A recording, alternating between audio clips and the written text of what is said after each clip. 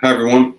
Welcome back to another live session on a new day and time. And so, as we go through this live session, I really want to see, if my messaging was clear and, if I showed up early enough yesterday to just make sure that we would have an audience today. But no matter how big or small the audience, I love showing up for my community every week. And I really appreciate that everybody who shows up today was able to accommodate a little bit different time.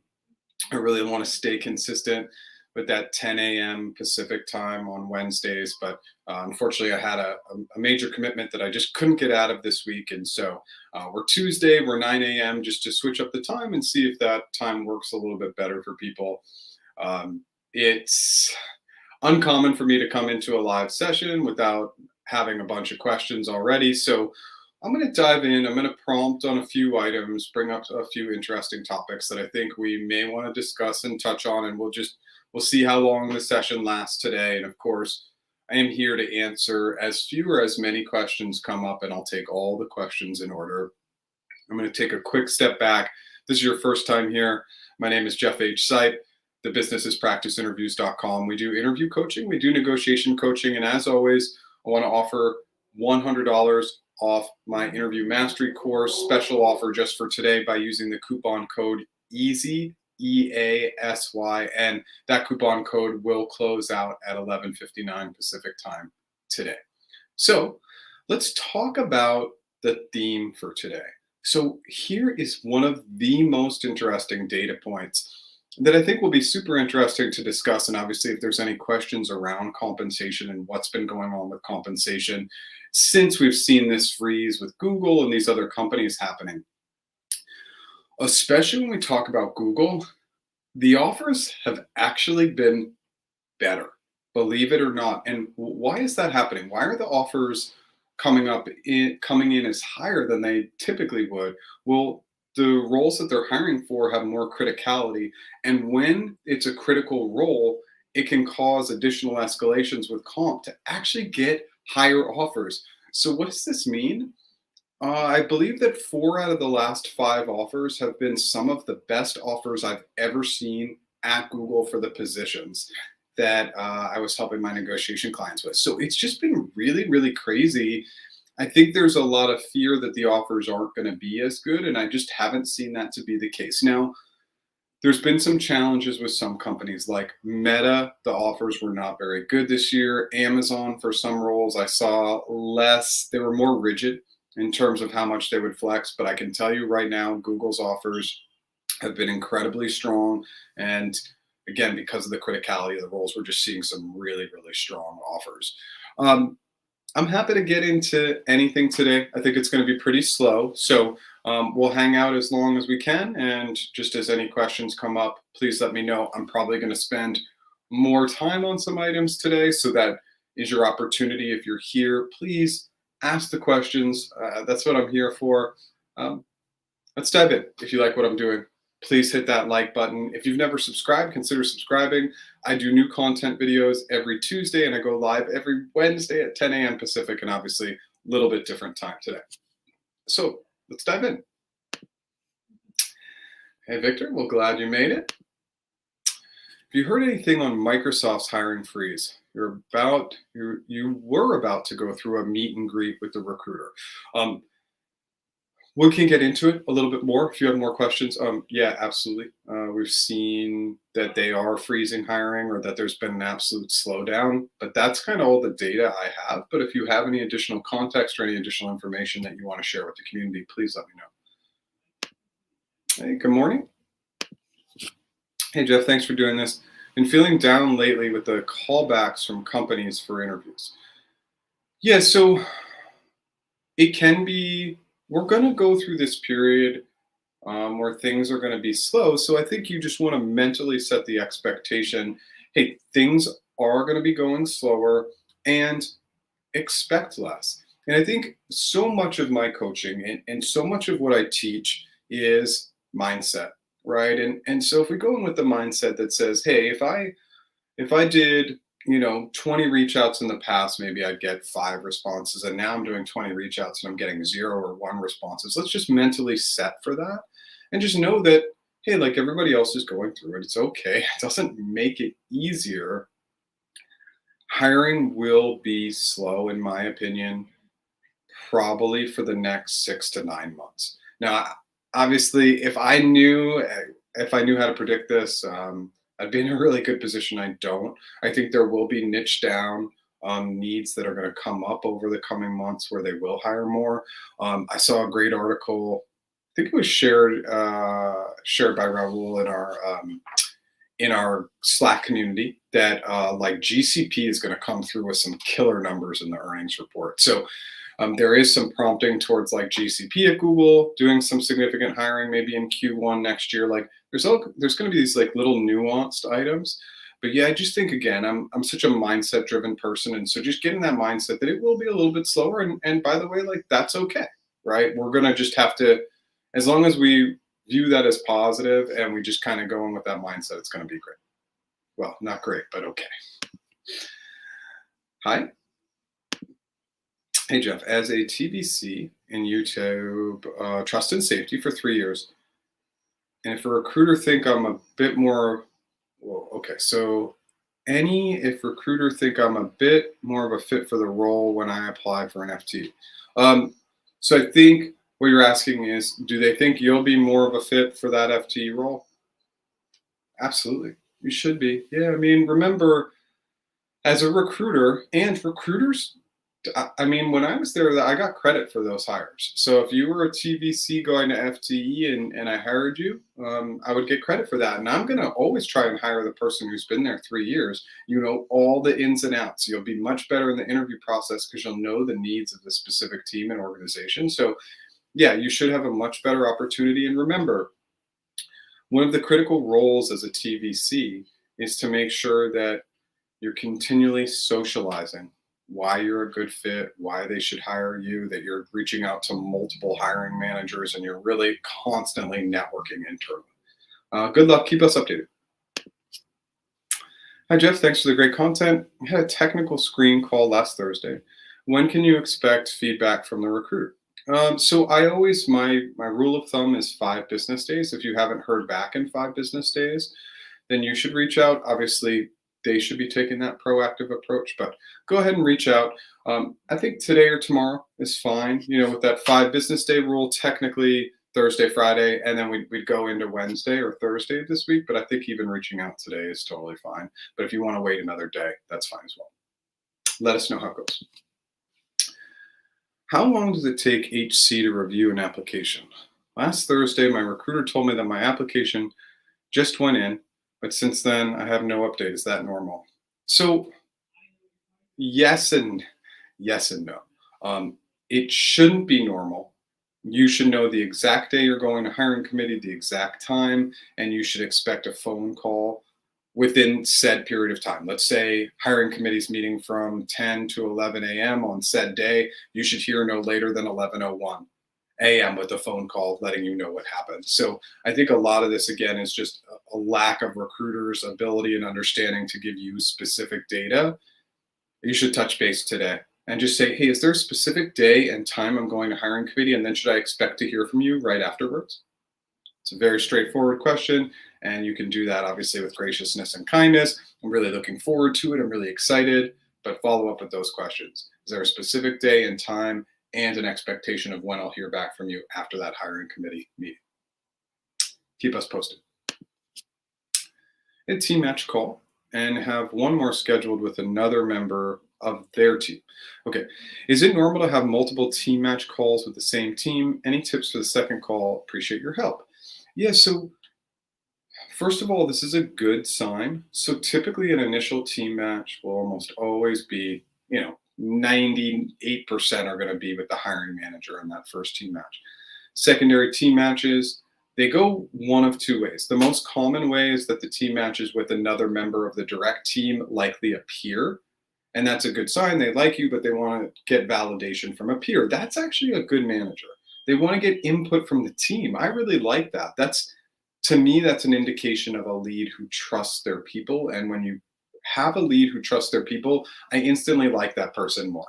Okay, so if it's the team scenario, which again is the most likely, probably 80 to 90%, Then you're going to want to think about being a good team member, being a good teammate, how you help and support other members of the team, really have that team and collaborative lens. And obviously the same things, good energy, enthusiasm, excitement, great questions. What do you love about the team? What's your favorite part of the role?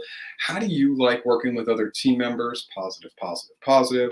Now, the other 10 to 20%, and I'm just kind of casting a wide net for the community, is sometimes they'll roll you up, meaning that the hiring manager will roll you up to the director or VP level because they want you to talk with the skip lead.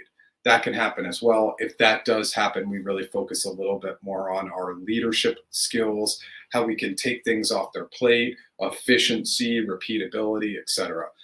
But in all these conversations, it's just about great enthusiasm and excitement. It's a good sign, and keep us posted. Come back and let us know next week what happened. Your role at Google got deprioritized. Sorry to hear that. The recruiter instructed me to reach out to him bi-weekly. He is confident that he can get me in eventually. I did all the interviews and did them well. Any advice? Nope. Nope. Just follow what your recruiter says. Check in with them bi-weekly. There's really nothing else for you to do. You have an engaged recruiter. You have a recruiter who's excited and has a willingness to help you. That's really, really important. That's the foundation. If they're saying they can get you in, it means your feedback was really strong. And the fact that they want you to check in bi-weekly, also good. And just take that step, right? Week after, every 2 weeks, just do that check-in, stay consistent with the time, stay gracious and kind. You have a partner. Just lean on that partner. Really, there's nothing else that you should be doing.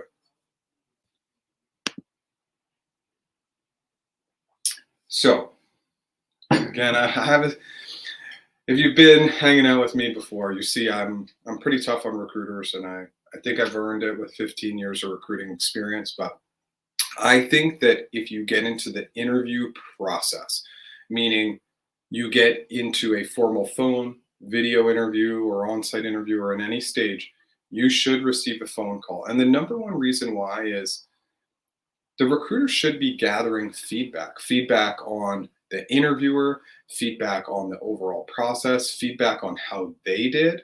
Because when you have a voice, ultimately when you get that survey, you're gonna give them better results. And so it works in their favor to find out this information, but it also helps them improve. It also helps them give feedback to interviewers, etc. So they always should call you. Will that happen? Absolutely not. Probably more than half the time you'll get an email, but they should call you. Okay. Microsoft laid off 1,000 peeps, but they're still 181,000 strong. I did hear that tech companies are getting dinged 12% in corporate tax, and that has a lot to do with this slowdown. Yeah, I mean, the corporate tax thing is taxes, earnings, inflation, recession. Yeah, I mean, there's a lot of items that are going to slow these companies down. But this is a really valuable data point. Layoffs are really tough at these big companies. They're going to try their absolute best to not do it. Why? It's branding. They don't want a bad brand. I mean, look at some of the things that have happened. I mean, look at Meta. Meta's getting crushed right now because they rescinded offers. They're doing everything wrong, in my opinion, and they're really, really hurting their brand. And by the way, the stock price is reflecting that. So these companies are going to do their best to not have layoffs, to stay consistent when they do present offers. And you have to believe that because the brand is where, a lot of the value is. Thanks for that comment. And by the way, let me just take a break and say, it doesn't have to be all questions. Any data, information, super, super valuable for the community that showed up today. Thank you. Jeff, thank you for all these live calls. Sure. Is the background in non-tech sector, nonprofits, a liability in the team match phase with increased number of people competing roles, 0 team match calls after passing interviews? No. Here's the thing. You'll see I'll put on my coaching hat quite a bit, but we can't control our past. Trying to control our background, we can't do it. You just have to believe that you got into these interviews for a reason, that you performed well in these interviews, and it's just a matter of the fact that things are a little bit slow right now, and you just got to keep trying and keep that strong relationship with your recruiter. I don't think that I think sometimes we focus too much on our background, but we got into the process for a reason. So we got to trust that we got there for a reason, that they do like us, that team matches, team matching is tough in a good economic landscape without recession, without freezes, without less hires. So now it's just going to squeeze a little bit, but I wouldn't worry about your background. Remember, don't worry about things you can't change. And again, that's just me putting on my coaching hat. Hey, Jeff. I want to ask, how can one who's just started their professional career join companies like Google, Meta, and Amazon? Well, the number one thing is, how does your skill set align for these companies? So let's talk about each side of the coin. Let's talk about the challenge. So the challenge is that because of the current landscape, less intro junior level roles are going to be available. So there's been a deprioritization on internships, more level 3 and level 4 roles. So that makes it a little bit more challenging up front. Now, there's got to be some sort of skill alignment, whether that's engineering or product or sales. There's got to be some sort of relevant experience. So anybody who has relevant experience can get in. You don't have to come from a ton of experience if you're going for a more junior level role. You don't have to come from one of the big tech companies to get in. I'm obviously an example of that. I didn't come from any big name companies, but I got in. And that's the vast majority too. Remember, most people who are getting into these companies come from companies that are less known. So it's really about honing in on one specific skill set. That's where you're really going to bring in the most value. So anything you can do to enhance and grow that skill set, whether that's taking another job that's similar to the positions you're trying to get into, whether that's taking certifications, boot camps, whatever it might be. If this is really your dream, you just got to put everything out on the table, and the time and effort will have an impact. If you have more questions, let me know. Thank you for all the content. Upcoming phone screen for a PM role in GCP. Any advice on how to prepare? Heard these focus mainly on product strategy and estimation. Is that accurate? All right, Zachary, here's the thing. Your recruiter should absolutely be telling you what this first interview focuses in on. Most of the first interviews are, I believe, their strategy and like product sense is what they call it. But for GCP, throw out the GCP component. Like, the product interviews are rarely product area specific in the interviews, meaning go to tryexponent.com. Again, that's tryexponent.com, and look at their practice interview questions. They're all sourced online. Exponent is a great resource for those practice questions. You are going to see the randomness of that. But you just want to make sure is it strategy and analytical focused, design focused, both? Can you get an estimation question? Sure, but it would only be one. And it would be something simply like, tell me the number of Google homes that will be sold in 2022, right? And so just get a little bit comfortable with some of the product areas with Google. Maybe understand a little bit of the sales of like Pixel phones, homes, things like that, Nest devices. And Nest and home can be kind of close or considered the same. But maybe one estimation question, but definitely strategy, some product sense, and definitely use TryExponent for practice questions. You're going to see how random they are.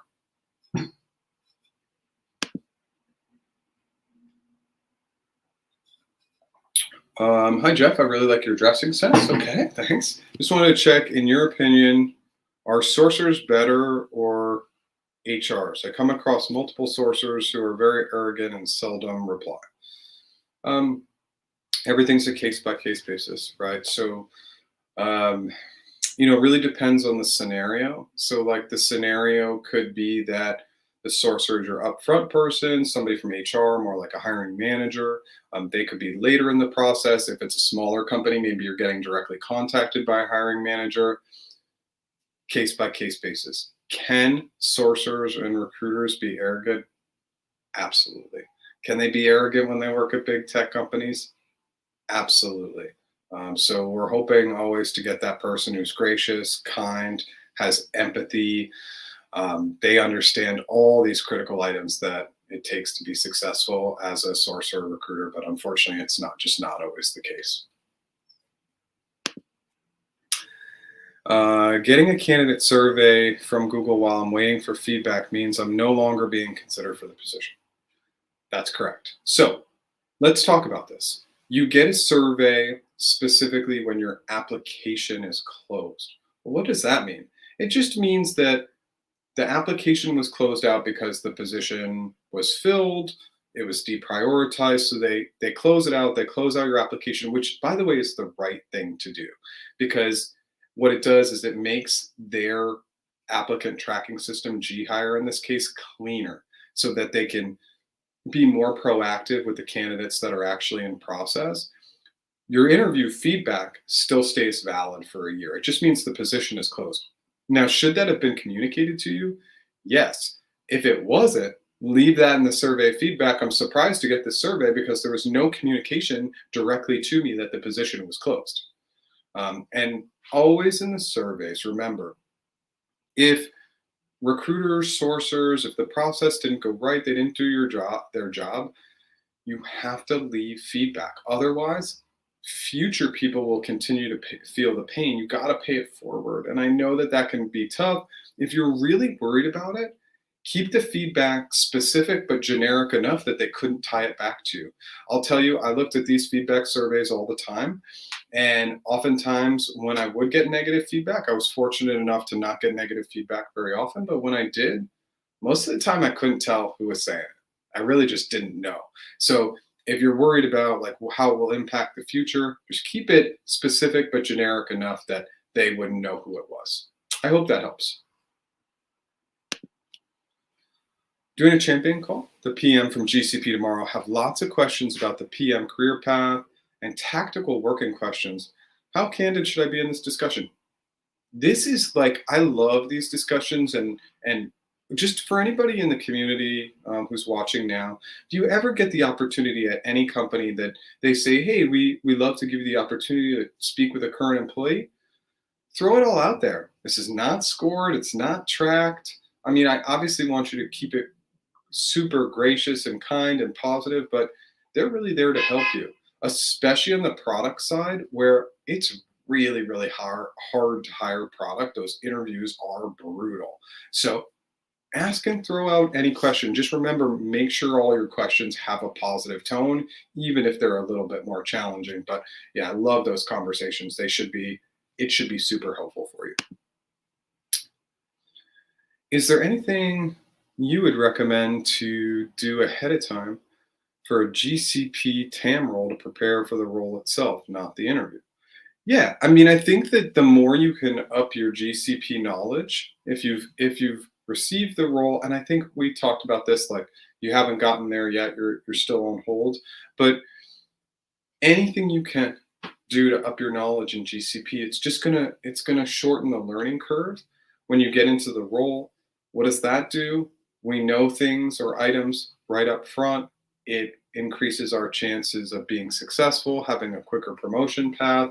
So start getting nuanced, right? If you've taken some more general certifications, maybe learn a little bit more about AI and machine learning, or get into what BigQuery does, or what compute does, or dive deeper into Kubernetes, or any of these areas that you can just up your learning. And I think if you have the time and you're engaged and interested by it, I think it's a great opportunity.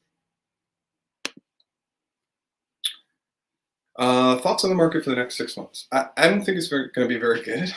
um, I'm I'm hoping that by summer, so starting Q3 of next year, that we'll start to see a major shift and turnaround.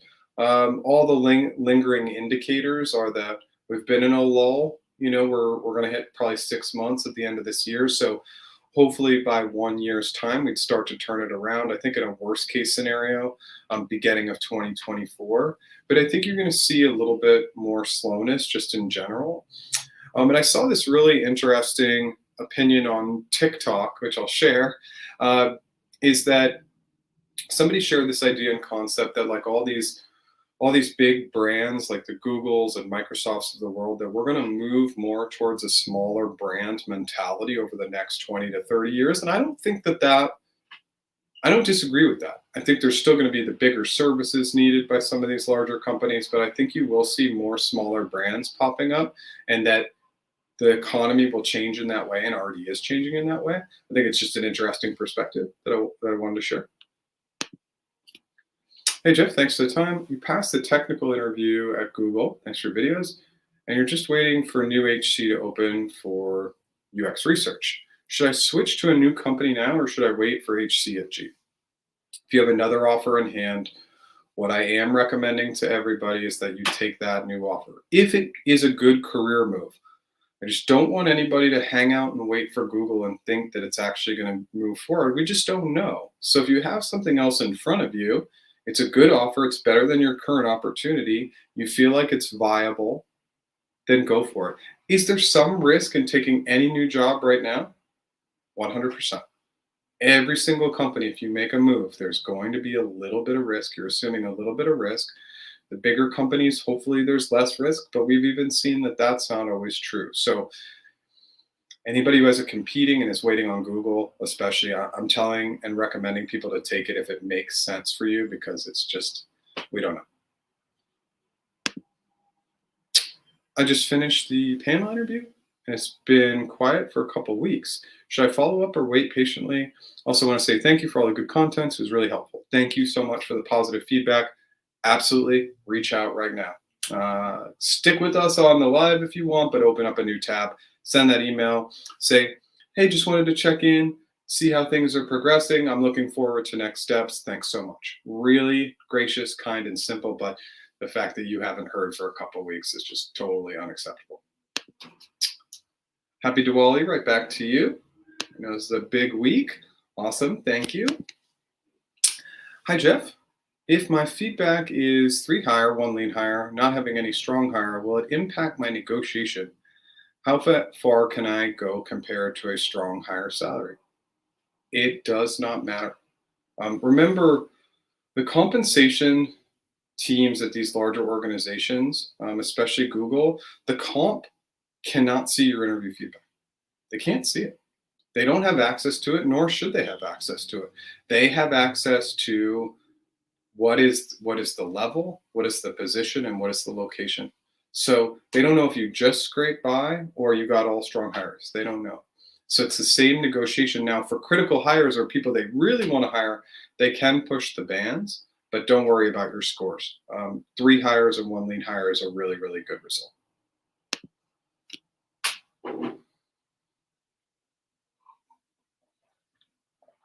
Have any of your GCP clients moved further in the process, and any inputs about GCP in India? Yep, I have absolutely had GCP clients move forward and accept offers, but it's way less than normal. So, and India is no different from any other market. India is showing up the same as all other GCP markets, meaning it's a case-by-case basis. They're really not hiring very many GCP roles now. I do think that based on the data that in January, it's going to open up quite a bit. But for right now, really, really slow roll, only critical hires, only very specific needs. So I have seen and had negotiation clients move forward. I've seen other people give me feedback on LinkedIn and the Slack group that they got hired, but it's definitely a lot slower than normal. Thanks for your insight. Absolutely. Hey, Jeff, heard about Google is developing a new headquarters in central London. Any news when they're going to open it? I feel like I'm dated on this because I know that they were doing it, but yeah, I think it's been a little bit slow. I don't have any information on that. I mean, all I can say is that, you know, obviously, if you have the opportunity to work in the London office, amazing opportunity. I think some of the community who's here might know that I tried 3 separate times to make the change to London from Mountain View, and it just, the timing and everything just didn't work out, but missed opportunity for me. I don't know what the future plans are in London, though. I'm a little disconnected from that. So anything you can find in the news, but yeah, David, I don't really know for sure. How would you answer the interview question? How would you solve a problem that has multiple solutions? Okay, well, we want to break this down, right? So when we get a question like this, there's lots of missing data. How would you solve a problem that has multiple solutions? How many solutions are we talking about? Two solutions, three solutions, four or more solutions? I want to narrow down, like multiple solutions could be an A or B, or it could be multiple. So I'm going to start there. I'm going to ask, have I ever solved using any of these solutions in the past? That's a yes or no question. Are these solutions going to be driven by internal stakeholders, external stakeholders, or both? Do you have a timeline to solve a problem that has multiple solutions? Or am I trying to solve this today, this week, this month? I'm focused in on historical data, stakeholders, timeline. These are some of the critical areas that I just want to know historical data. I'm just trying to gather some information up front. And then this is a very operational framework. I'm going to want to think about goals and objectives. I'm going to want to look at that data. I'm going to want to think about my timeline, my budget, my resources, the risk, the stakeholders, the shared vision, etc. So I would go very operational in my framework. Then when we get into the assumptions and solution, you are going to wear the hat of the role. So it'd be very, very role specific in terms of what are those assumptions you make, and then solve for one item at a time. Multiple solutions, this is a great one to really chop into the potential goals or historical data or risks. Those are three areas I would heavily focus in on in my solutions. I hope that helps. We're at the half hour. I'm going to do a quick prompt. A special offer today. If you use the coupon code EASY, EASY, $100 off our interview mastery course. We're getting tons of good feedback. I'm revamping the entire website, and I'm going to get some really good testimonials so you can actually see the credibility of the course, but we're getting tons of great feedback. I do interview coaching. I do negotiation coaching. New videos every other Tuesday and live, typically Wednesdays at 10 a.m. If people are liking the 9 a.m. time, please let me know. I would just push it to 9 a.m. on Wednesdays. If you like what we're doing today, smash that like button. If you've never subscribed, consider subscribing. When do you think we'll see recruiter sourcer roles begin to open? Do you believe those roles will significantly lag behind others? Yeah, I think that, well, it's always interesting. Like recruiting is typically like the first to go, and then it's like usually an overreaction. So then they need to rehire it. I've seen this song and dance before, but yeah, I would think that it's probably going to be, into Q2 before we would see any sort of ramp on recruiting hiring, but it really depends on a case by case basis. I do know that like Google is not extending anybody on a contract right now. That's a lot of recruiters. And that was the internal data I was given. So if your contract is coming to an end as a recruiter at Google, you're not going to be converted and you will not be re-upped on your contract. That's the one data piece I have. But I would imagine not till Q2 would be my best guess. Good question. Also curious if a recruiter would schedule a call to reject a candidate. What does it mean if the recruiter wants to schedule a call after the virtual onsite? We don't know. Yeah, we don't know. So again, so much of this is a communication skill set. So you'll see me talk a lot with recruiters about their organizational skills and just their overall communication skills. If I had positive data to present to you, I'm going to tell you via email, I have great news, want to hop on a quick call and talk about next steps.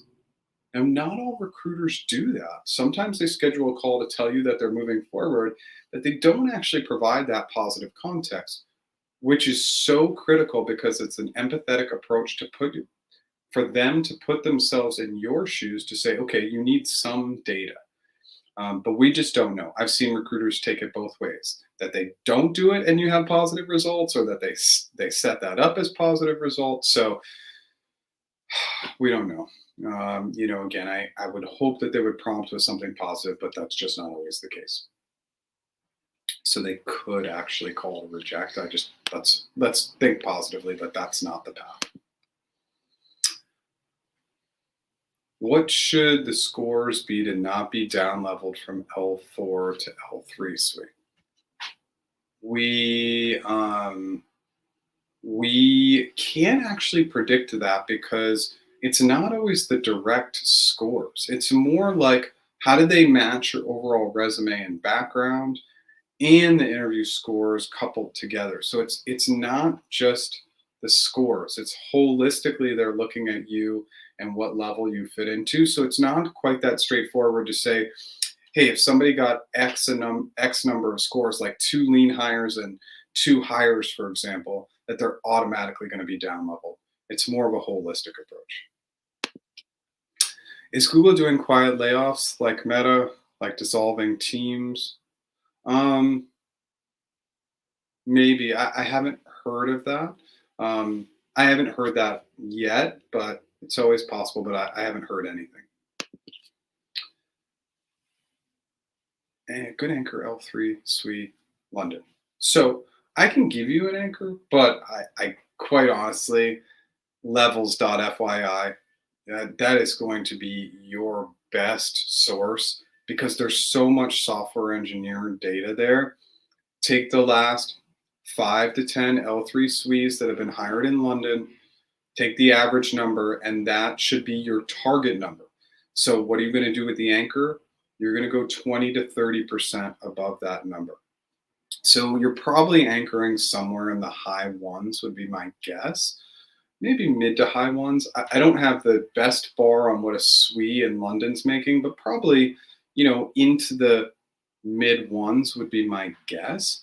So you definitely want to anchor again 20 to 30% above that, but you're going to have great data. For software engineers, levels.fyi, put in London and then put in new offers only, and you'll get some great data. And good luck. Specialized role, finished panel interviews with strong feedback days before the hiring pause. Recruiter says the role is deprioritized until January, February 2023. Should you keep in touch till then? Yep. The best thing with recruiters, what you really want to do, and think about it, this is like anything in life. Like so much of what I do, I just try and qualify to what we would do in our normal day-to-day role. Like if somebody reaches out to me and tries to figure out the preferred path, that's going to be ideal. So I just reach out to the recruiter and simply say, I want to stay in touch with you. What's a good cadence for you? Should I check in once a month? Once every couple months? For you, it's probably once a month. That's probably going to be great. You could say something like, I think checking in once a month would be great. Are you okay with that? So we're getting their permission. We're setting that timeline. And I definitely just want you to be top of mind for them. So when the position does open up, that you're the first person they pick up.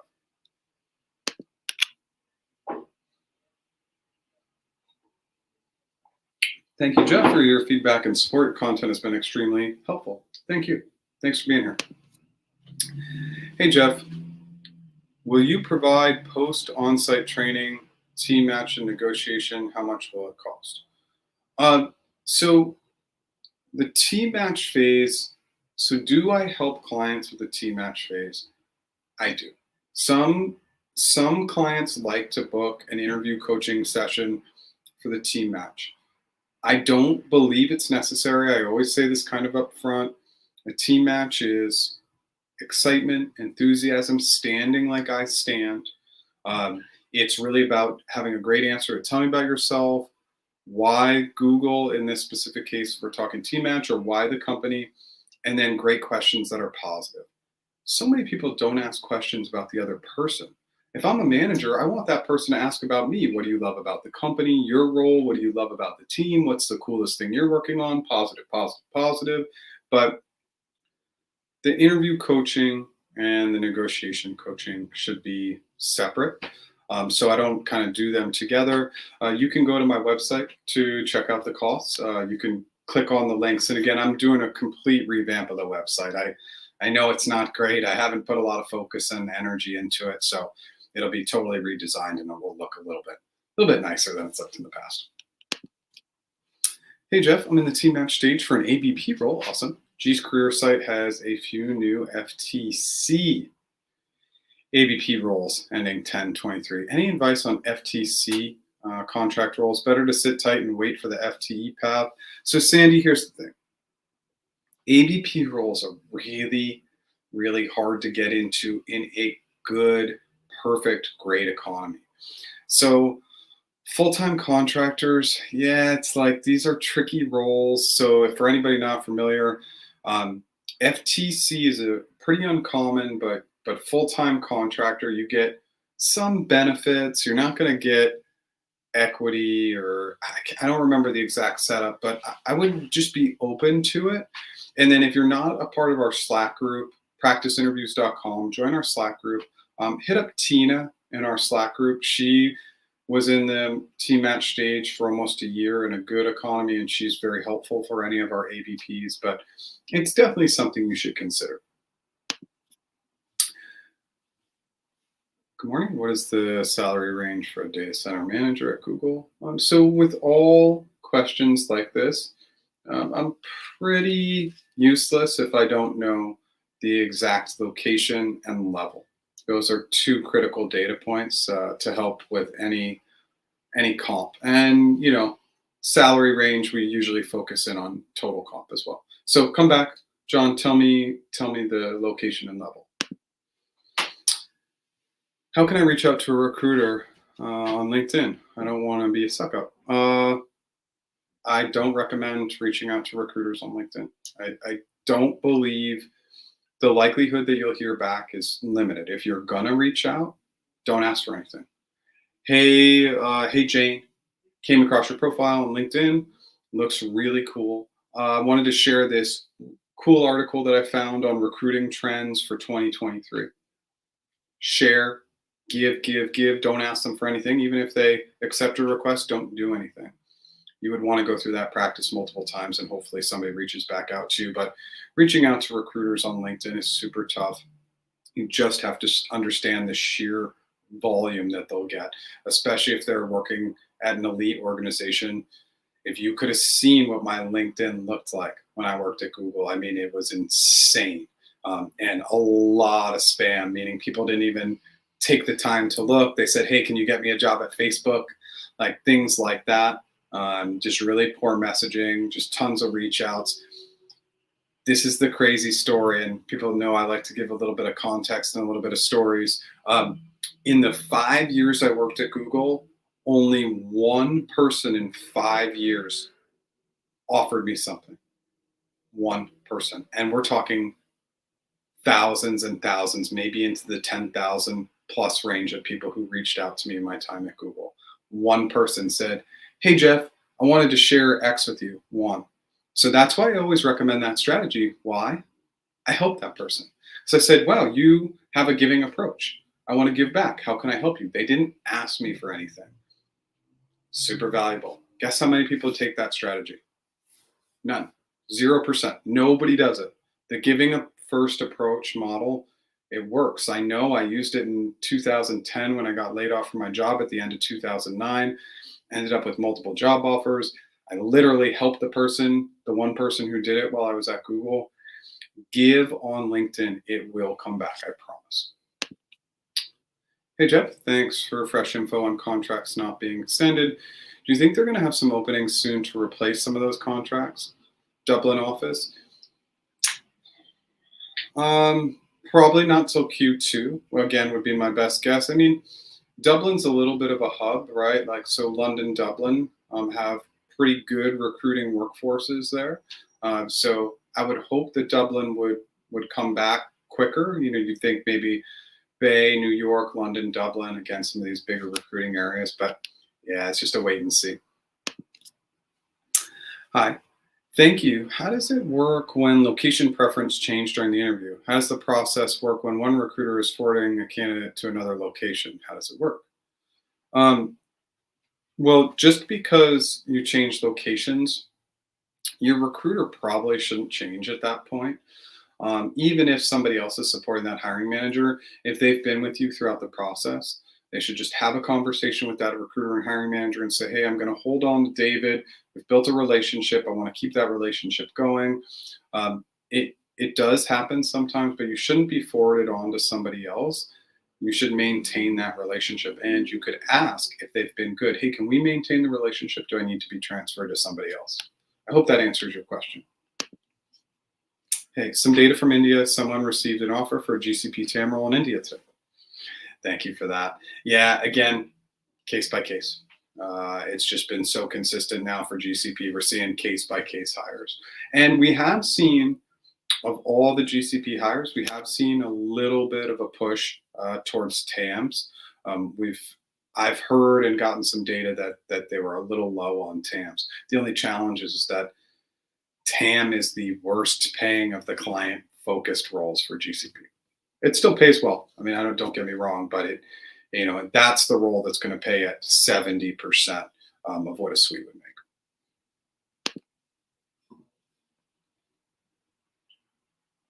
Hi, Jeff. At Google, does past feedback or current application status have any impact on how a new application is treated for a similar role?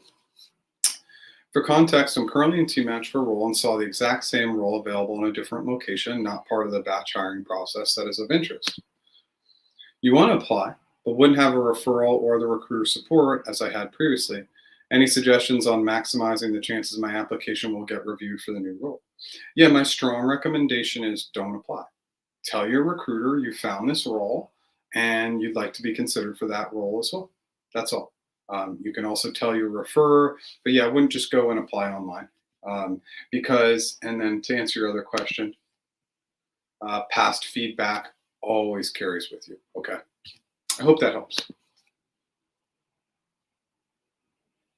If the recruiter is hiring for a specific position, how can that be done?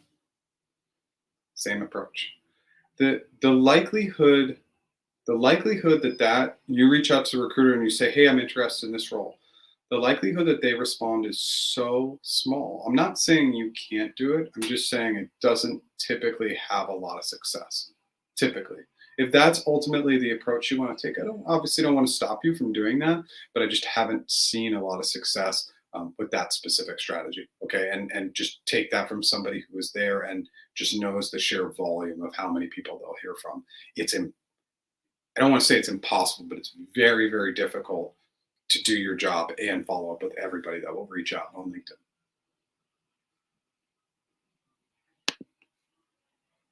What's the best paying customer facing role at GCP? CEs and architects, just because they have the 42.86% bonus target.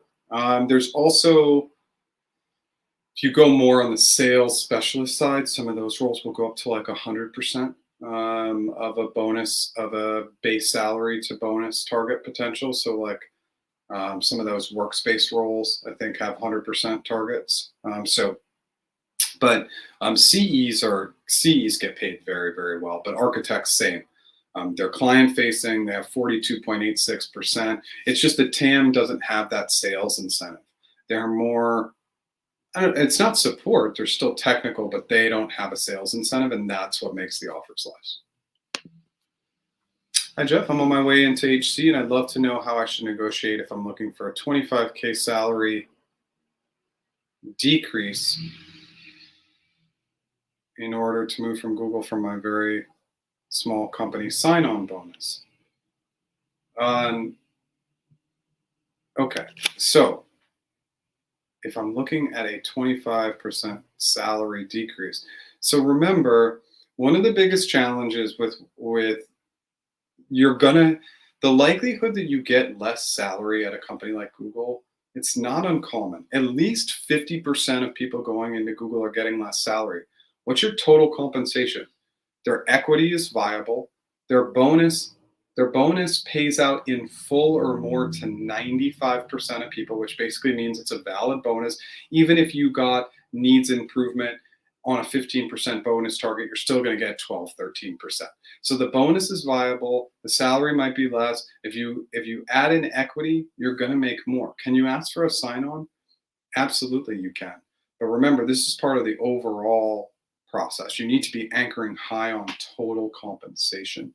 So make sure that you come in with a total comp anchor model. If you don't understand that, I have plenty of videos on that, but not fixated on 25K as a sign-on. That's not going to get you where you need to go. You want to focus in on the total comp. I hope that helps. If it doesn't make sense, come back with more questions. So, John, I'm coming into your question, and it's 2 of 3, and 1 of 3, and 3 of 3 don't appear to be here. Pausing of applications. Yeah, I can speak to pausing of applications. Maybe you can come back and tell me more. Um, the pausing of applications, yeah, sometimes they're full for roles. There's been deprioritized. They have enough people in process, but let's see if we can come back and get your comments back. Okay, try again and see if we can get all three in there. I don't know what happened. Sorry, it might have been a glitch. Yeah, John, I see you just came in. Get me one or two, if you can throw that back in there, and I can answer it for you. Hi, Jeff. I did not see the level for data center position, but it's a Leesburg Sterling. Okay, and it's a manager of managers, DC manager of managers. You're probably a 6 or a 7. Virginia pays not quite as well, even though it's not a cost of living, which is high. It's cost of labor, which is lower. Data center manager, 6. I mean, you definitely should be earning. I would hope that this would pay you into the mid 3s at least. You're probably going to want to anchor into the 4s. I did and have negotiated on these before. It's probably been like 3 to 6 months, so I don't have the most recent numbers. But yeah, I would probably be anchoring total comp into the 4s, and you probably end up somewhere in the 3s. I hope that's helpful. Last question for me today. I can take all questions. What if I want a lower level than what they offered me just to manage expectations? Nope. We never want to do that. We never want to bring our own level down. First of all, they won't do it, and second of all, it's just a huge flag. So take whatever level is put in front of you and just get after it, right? But I don't want anybody trying to lower their level. Take what's put in front of you. Okay. Okay. So it was 1 of 2 and 2 of 2. Okay, John, I still am losing your first one though, so I don't know. For a long time. What's the prompt before for a long time? The pausing of applications. It's just that's probably lack of prioritization of role. But if you can come in with 1 of 1, that would be helpful. You're trying to reach a recruiter to throw some light on the team role they're interviewing for at Google, but no reply yet. I have an interview coming up in 2 days. What should I do? Follow up again.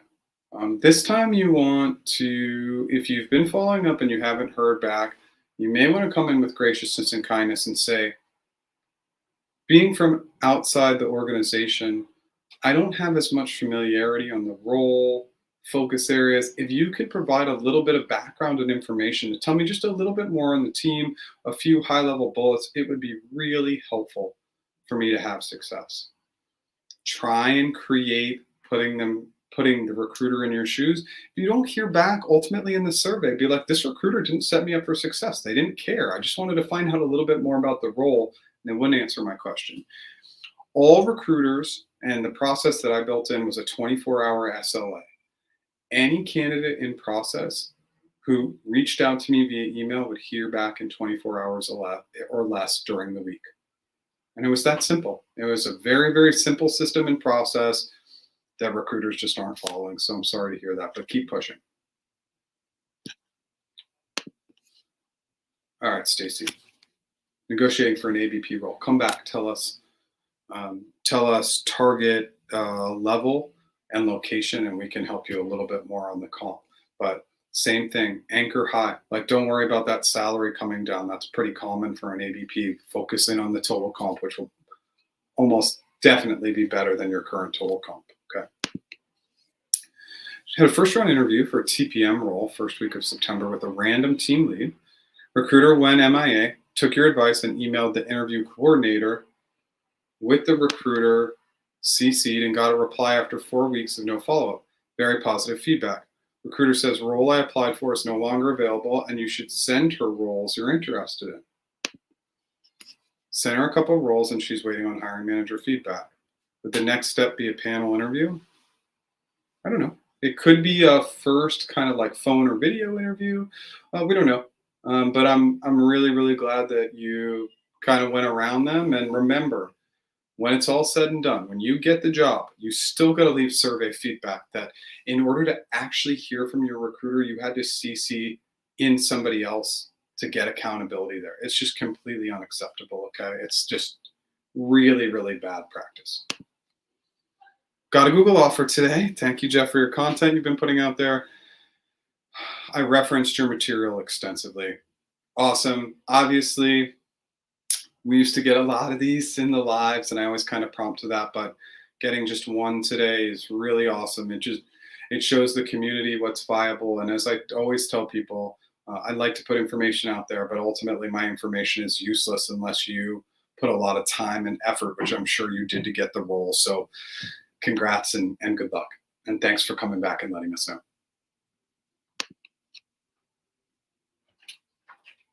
know. Sure. Yeah, you can call, you can email again, whatever you want. And whatever you think is going to see if you can get their attention. Just remember that graciousness and kindness piece, because we're going to want and need their help later in the process. But yeah, it's totally unacceptable. Okay. Hi, Jeff. You have a team match soon, but can you tell me how likely or unlikely it is to not get an offer at this point? I'm nervous. Thank you. Yeah, so no, I can't tell you. Unfortunately, I just have no way of giving anybody feedback on whether they'll be hired or not at any stage of the process, right? You have a team match soon, so let's focus in on the positivity. Not a lot of people are getting team match. What does that likely mean? Likely means that you have a strong background, good interview feedback, and really good alignment with at least one team. So go in there with positivity, enthusiasm, stand, smile. Tell me about yourself. Great answer. Why Google? Great answer. Why the company? Great answer. It's not Google. And ask really positive questions about them. Everybody gets so fixated and focused in on themselves and questions that we forget to ask the person who we would potentially work for questions about them. If you ask them why they love the company, why they love their role, what they love about the team, and they bring in negative answers, even if they want to hire us, we probably shouldn't go work for that person. So focus in on asking them questions about themselves. A role was closed for application before you submitted your resume. Is there a way to submit my resume through a Googler and still be included in the pipeline? If you have a referral, try and get around it and see if you can get into the pipeline. Sometimes it happens. As a TPM role in this discussion with the first hiring manager phone interview, I think it's good to know the role in advance. I totally agree with you. Yeah. Especially if you're speaking with the hiring manager in the first phone interview, that means it's not a generic TPM role. It's a TPM role with a specification. And if you don't know what that specification is, you're not being set up for success. But you know your background and skill set. So if you're somebody who's a TPM's more software focused, maybe software engineering, be prepared for that. If you're more devices focused, be prepared for that. If you're more cloud focused, be prepared for that, just in case you don't hear back from the recruiter. Hi, as each position is tied up with a recruiter in Google, recruiters are assigned specific positions. That's correct. Doesn't mean that there's not flexibility. Sometimes I would have Sue as a candidate, and Sue crushed it, and my role didn't work out, but there was a like role, and recruiter, my colleague Jason, was working on it. I'd be like, Jason, look, I have this person all the way through the process. They look like a good fit for your role. Can we get on a call or a video call with the hiring manager, see if they're a fit and see if we'd like to move forward? I'm going to hold on to this candidate. I did all the work. You don't get them. And that's kind of how it tends to work, or that's how it worked when I was there. Last question, I'm reaching out to a recruiter that is stipulated on LinkedIn. Sharing something is a one-time thing. If he or she responds, I take that as a win. I guess this is more of a comment than a question. Take it as a win. So this approach, people don't like this approach, but again, it works. Just because they connect with you, you shouldn't do anything. That sounds terrible when there's this viable position right in front of you. But I just do a give strategy and just expect something in return when I give constantly. It's a long-term strategy. It's not short-term typically for one specific recruiter. So yeah, if they respond, just see it as a win, see it as an opportunity for future potential. Hopefully they do. Ask how they can help you. I mean, obviously that's not always going to be the case though. Yes, congrats. Another congrats. Awesome.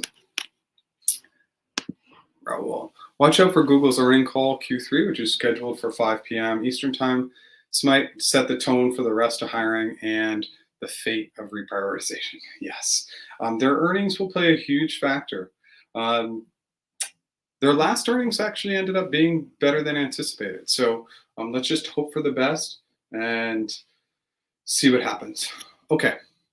We're at the 1 hour mark. We've run out of questions. I am going to prompt on my services and a few other things.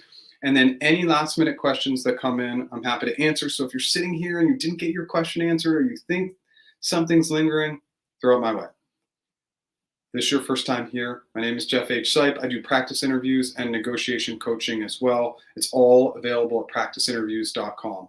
If you use the coupon code, we have a special offer today. The coupon code EASY, EASY, $100 off of our interview mastery course. That coupon code will expire at 11:59 Pacific time in the US today. We have our free Slack group. Raul runs this group, the best data person in the group. So much good collaboration happening in that group. And I don't always show up there every day, but it's a great way to get information.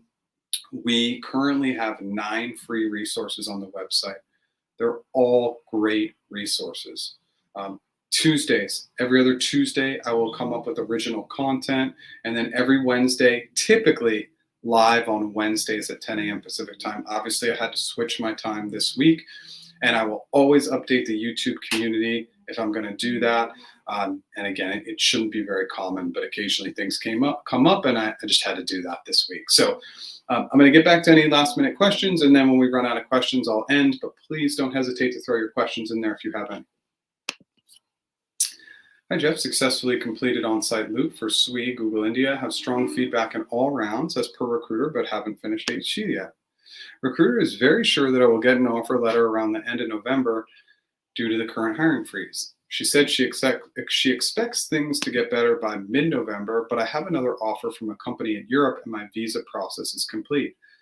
Google process was delayed as previous recruiter had left Google and you weren't informed and you had to keep waiting. I had to write the support team. Will it be a wise decision to trust my recruiter, wait for Google and cancel my current offer now? We're also worried about HC, but recruiter said feedback is strong. Okay, so it's a very tricky scenario because of the sponsorship item. My recommendation to everybody has been to accept current offers just because that recruiter cannot guarantee that mid-November is the timeline that they're going to move forward. Why? They don't control what the organization does and all those things. So there's no guarantees. If this other offer is very strong, you should consider it. Worst case scenario, you have to back out and you decide to accept Google. I know that can be tricky. If you're also looking into sponsorship with them, it's a little bit more nuanced. It's a little bit trickier, but just know that there are no guarantees. Mid-November, they cannot guarantee that, okay? Just an FYI. Good luck. Keep us posted. Jeff, any last minute tips for a TPM interview with the HM? Yeah. Normally, the first half, which is missing, domain expertise is critical, but we don't know the domain. But remember, you know your background. So come in with that strong domain expertise and then program management skills. Usually, the first phone interview is a mix of both, and know that hiring managers are a wild card. They can throw anything at you. Thank you, everybody, so much for being here. Again, I'll be back live at our regularly scheduled time, Wednesday, 10 a.m. Pacific next week.